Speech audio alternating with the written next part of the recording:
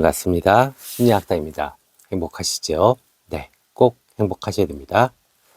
우리가 행복하려고 그러면 마음이 건강해야 됩니다. 그러면 이 마음이 건강하려면 어떻게 해야 되냐? 사실은 좀 삶을 단순하게 만들어야죠. 이것저것 다 욕심부리고 이것저것 다 간섭하기 시작하면 사실은 머리가 터집니다. 또 삶을 규칙적으로 만들면 너무 좋습니다. 그러니까 운동할 시간에 운동하고 밥 먹을 시간에 밥 먹고. 왜 그러냐? 삶은 불확실합니다. 그리고 삶은 고통이에요. 그러니까 나 스스로가 어떤 사건이 벌어질 확률을 최대한 줄여야 합니다. 그러려면 내 삶이라도 루틴화 시켜야 됩니다. 규칙적으로 만들어야 돼요. 그래서 내가 통제할 수 있는 부분에서 충분히 내가 통제를 하고 나머지에 벌어지는 일들은 그냥 감당하면 됩니다. 나도 내가 나를 못 통제해요. 내가 내 자신의 마음도 몰라요. 그리고 내 마음이 지치고 몸이 아파요. 그런데 남편이, 아내가 사고를 친다. 자식이 공부를 안 한다. 그럼 당연히 멘탈 나가죠. 그죠? 왜? 분노하게 되고 우울하게 되고 정말 이 몸과 마음이 정신이 하나도 없어집니다. 그래서 여러분들이 꼭 중요하게 생각하셔야 될 것은 행복의 전제 조건은 미니멀하게 그리고 루틴화 이 두 가지를 꼭 지켜야 된다라고 말씀을 드립니다. 이렇게 말씀을 드리면 이제 그 루틴을 정하라고 말씀드렸는데 이것을 또 강박하고 좀 헷갈려 하세요. 그래서 오늘은 이 강박과 루틴의 구체적인 차이에 대해서 여러분들께 설명을 좀 드리려고 합니다. 네. 자, 강박은 똑같이 뭔가 반복적인 행동을 하는 건데 강박은 조금 부정적인 거고 그죠? 루틴은 긍정적인 거다. 이렇게 그냥 생각하시기에 이렇게 느끼실 겁니다. 이제 구체적으로 좀 들어가 보자고요. 자, 강박은 불안, 고통을 줄이기 위해서 특정 행동을 반복적으로 수행하는 것을 말합니다. 그래서 강박 사고가 생기고 그것을 중화하기 위해서 강박 행동이 벌어지게 됩니다. 강박 사고가 뭐죠? 원하지 않았는데 자꾸 떠오르는 생각, 충동, 이미지 이런 것들이 계속 내 머릿속을 맴돕니다. 그것이 불안이 될 수도 있고 그것이 어떤 화가 될 수도 있고 어쨌든 이래요. 그러다 보면 어떡하죠? 이것을 중화시키기 위해서 강박 행동을 합니다. 사고가 생겼으니까 생각이 생겼으니까 그것을 중화하기 위한 행동이 따르게 되겠죠. 그래서 강박 사고로 인한 불안을 줄이기 위해서 의식적으로 행동을 하게 됩니다. 예를 들어서 뭔가 감기 기운이 요즘 심각하네. 그리고 조금 회사가 내가 마음에 안 들어. 그러다 보니까 회사에서 좀 나쁜 기운이 묻어오는 것 같아. 그러면 이제 손을 씻기 시작합니다. 적당하게 씻으면 좋죠. 근데 이것을 30분마다 한 번씩 씻거나 1시간에 한 번씩 씻거나 이런 식으로 하신다라고 하면 이것이 이제 강박 행동이 되죠. 그래서 여기서는 유연성이 존재하지 않습니다. 왜냐면 무의식적으로 강박 사고가 생각이 떠오르게 되고 자동적으로 강박 행동이 일어나기 때문에 이것은 유연성, 내가 통제할 수 있는 부분이 적어지게 되죠. 네, 본인도 압니다. 그죠? 행동의 비합리성을 인지하고 또 이를 멈출 수 없다는 점에서 심리적 고통에 시달리게 되죠. 비생산적이고 일상생활을 방해하기 때문에 결국 어떻게 되죠? 삶의 질이 떨어지게 됩니다. 실제로 상담사에서 보면 이 손이 다 까지신 분을 만났어요. 네, 그러니까 정말 아까 들었던 그 예입니다. 회사에서 너무 스트레스를 받아요. 상사한테. 그러니까 너무 회사가 불결하고 더럽고 막 안 좋은 이미지는 다 가지고 있습니다. 그러니까 어떻게 해요? 집에 와서 손을 팍팍팍 닦아서 심적으로 위안을 얻었습니다. 근데 이제 이것에 집착하다 보니까 어떻게 되죠? 스트레스 받거나 상사 얼굴만 봐도 바로 가서 화장실 가서 손을 닦기 시작합니다. 그러니까 손이 다 까지고 난리도 아니었어요. 네. 자, 그러면 반대로 루틴은 어떨까요? 루틴은 개인이 목표를 달성하거나 삶의 질을 높이기 위해서 의도적으로 설정하는 규칙입니다. 그러니까 내가 의도적으로 지금의 나보다 좀 더 나은 나를 만들기 위해서 계획하고 그것을 실천하는 거죠. 그러니까 예를 들자면 운동, 독서, 어떤 과제에 대한 시간 엄수 이런 것들이 되겠죠. 그래서 가장 큰 특징은 뭐예요? 아까 강박은 무의식적으로 탁 하고 나오는데 이것은 의식적인 선택이 됩니다. 개인의 의지로 설계하게 되고 실행함으로써 이것은 유연성이 존재하죠. 아, 맞다. 나 오늘 새벽에 조깅을 했어야 되는데 날씨가 너무 추웠어. 근데 오늘 오후 되면 날씨가 풀린대. 그러면 퇴근하고 달리기 해야지? 유연성이 존재하죠. 근데 강박 행동은 아니죠. 그죠? 그래서 강박 행동이 이렇게 무서운 겁니다. 자, 또 루틴은요, 삶의 안정감을 줍니다. 생산성과 건강을 향상시키는 긍정적인 결과도 초래하게 되죠. 그래서 강박은 어쩌면 중독 행동이 될 수도 있고, 루틴은 몰입 행동이 될 수 있습니다. 이것의 차이에 대해서는 다음 시간에 이어서 몰입과 중독의 차이에 대해서도 말씀드릴게요. 아셨죠? 네. 자, 강박 행동이 벌어지면 우리 뇌는 어떻게 변하는지 말씀드릴게요. 뇌는 전두엽과 기저핵 회로의 과활성화와 관련됩니다. 강박이 일어나게 되면 전두엽, 그 다음에 기저핵 회로의 과활성화.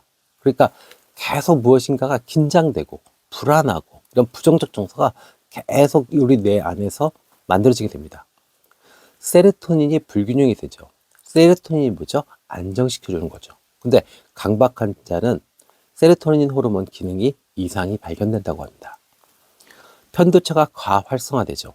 왜요? 편도체는 불안을 느끼는 뇌의 부분입니다. 그래서 위협과 불안을 과도하게 인식합니다. 그러니까 조금만 이상한 일 생기면 바로 강박 행동에 이어지는 겁니다. 우리가 행복도 습관이라고 제가 자꾸 말씀드리는데 우리가 거의 대부분 이렇게 행동을 합니다. 내가 불행한 사람이다. 그러면 불행한 것이 탁 보여요. 요만큼 불행한 거예요. 아이가 성적이 조금만 떨어져도 정말 불행합니다. 남편이 내 말 조금만 안 들어줘도 정말 불행합니다. 이 사람들은 불행하고 싶어서 막말로 환장한 사람들입니다. 행복한 거리는 하나도 안 보여요. 이게 왜 이러냐면 이 편도체 때문에 그렇습니다. 편도체가 과활성화되어 있으니까 부정적인 것만 계속 나 자신을 괴롭힐 것만 찾아냅니다. 그리고 그것이 확대 해석되게 되고요. 그래서 이 강박 행동은 빨리 교정하시는 게 좋습니다. 자, 루틴은 어떨까요? 루틴을 우리가 실행했을 때는 우리 뇌는 어떻게 변할까요? 신경 가소성이 활성화됩니다. 반복적인 행동을 통해서 새로운 신경 회로가 형성됩니다. 이것이 습관화가 되죠.